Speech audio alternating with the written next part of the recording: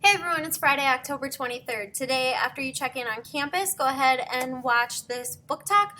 Mr. Escrow made it for you guys, so go ahead and watch that so that you can get more ideas for which books you should be reading. And then after that, you have a Say Yes discussion. Yesterday, you read the story Say Yes, and you looked at one of the characters. Today, you are going to use that information to try and figure out the theme and how the characters help build that theme.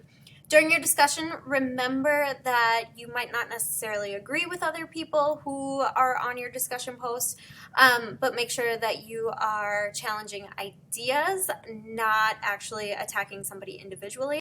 Also, remember that this is all posted online. I can see everything that you guys are typing. Please don't be offensive in this conversation. Make sure that you are keeping everything school appropriate and that you are doing your best to be politically correct. Let me know if you have any questions or if you need anything. Otherwise, have a great day and have a good weekend.